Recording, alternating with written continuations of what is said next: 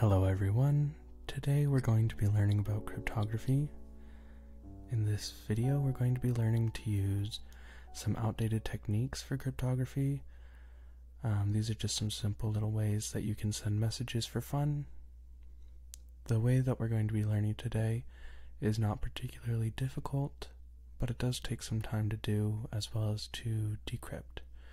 So it's not really practical, but it looks nice and it's fun. So the subtitle here, I'm pretty transparent in the fact that they're not really going to be useful in everyday society. So cryptographs always consist of a lock and key. The lock is going to be the encryption, and the key will be the decryption or the key code. So here we have our little graph showing our lock and our key. The lock is going to be the scrambling of letters that we'll do later using a grid. And the key is going to be the letters XO and the number 49. The letter XO isn't going to be super important for this one because we're not going to be doing a complicated pattern in our grid.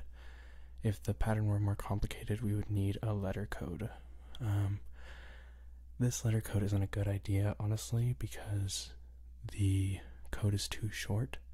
We would need it to be a few characters longer to be really useful, but we'll keep it for today just as a bit of a placeholder. The number 49, however, is going to be incredibly useful for this video. So here I'm just saying that it's going to look a little weird, but it'll make sense in the end. So first we need a message to encrypt. The messages, there's three things that they really always should be. The first one is that they need to be short, because if the message is too long, then it's going to get lost in translation, and every letter opens up more room for error, and you don't want any errors depending on the importance of your message, but nobody wants errors in their message. So the message should be short, and it should be simple. The more complicated your encryptions get, the more tedious it becomes to decrypt, and the more room for error there is as well. So you want it to be simple and short. And we also need it to be a secret. Nobody's going to bother trying to decrypt something if it's a grocery list, or maybe they do decrypt it and then they find out that it's lame and then you lose a friend. So let's go ahead and take a look at a sample message that we might send to someone. So I'm just going to go ahead and type this out real fast. Meet me at the fountain at 15:30. Love, Black Bear. So now that we have our little rendezvous message, we're going to go ahead and put it in all caps. And the reason why we put it all in caps is because that way it's easier to grid. If we're using lowercase letters, some letters look the same, especially if I'm writing them. My H's and my N's are disastrously similar, and sometimes my E's look like C's. So we usually put it out in caps. I'm using a computer right now, but I never use computers for encryptions. It's clunky and it lacks the whole tactile experience of cryptography. Since cryptography isn't a method of efficiency anymore, there's no point in doing it on a computer. That ruins it. So here's what it would look like after we make it all in caps. Now we're going to go ahead and remove the numbers and special characters, because those will make it confusing to read if we try and grid and scramble those. So we're going to just remove those, and this is what it'll look like afterward. Still says meet me at the fountain at 15:30. Love, Black Bear. So now we need to make the message 49 characters long. This is where the key number 49 is important. 49 is going to be divisible between 7 and 7. So we're going to have a square grid, and square grids are the easiest to work with. You can do all kinds of different shapes, and it's fun to do that, but for now we're going to go with the easiest, which is just a square grid.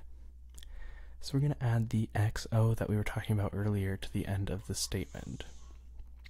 So now we have meet me at the fountain at 15:30. Love, Black Bear, XO. So here's what it looks like in our grid. you can still read it on the top. Meet me at the fountain at 15:30. Love, Black Bear XO. 15 fits nicely in that little sliver. Or I guess it's called a row. So next we need to rewrite our grid so the X and Y axis are switched. And this is going to make a little bit of sense in a minute, but basically we're going to read it top to down instead of left to right. So this is what it's going to look like when we do it right. It is like this. So this is why to do cryptography it's more of a passion project and not an efficiency project. Is we just made 2 7x7 grids in order to get a 49 character message across, but here we have everything written out. So if we go through column A instead of row 1, we're reading meet me A. Now this is where the letter code is going to be important.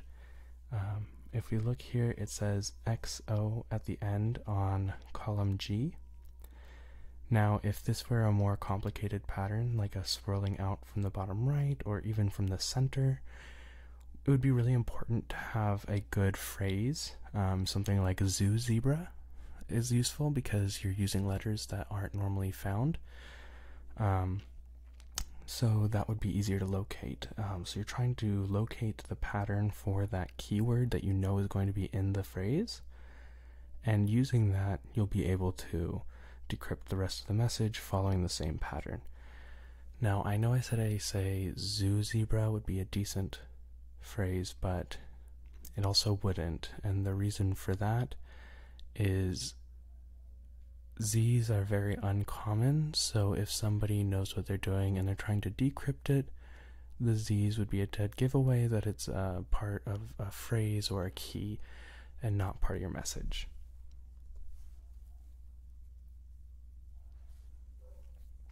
Okay, so now that the message has been rewritten top to bottom, we can see everything on the top row.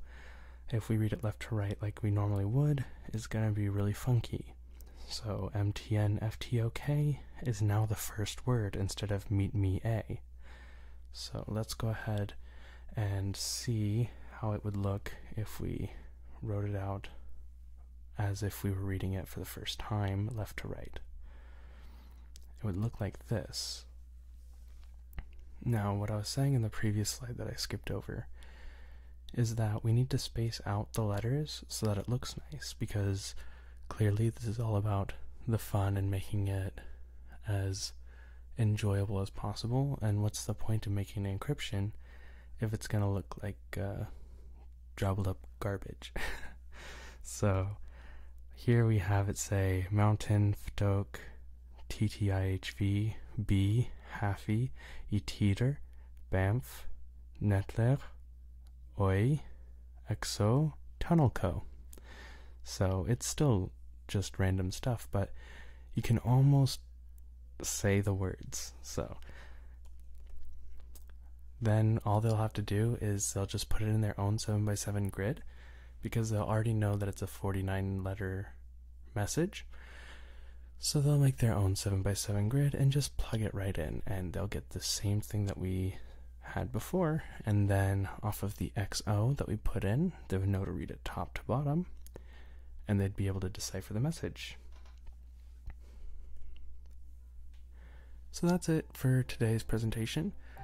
I'm not sure if it's going to be in this same video or in maybe the next video, but I am going to be going through and putting all these things into practice and doing it with pen and paper, so that way we can see it done properly with my difficult handwriting, as well as some more tactile understanding of the codes themselves.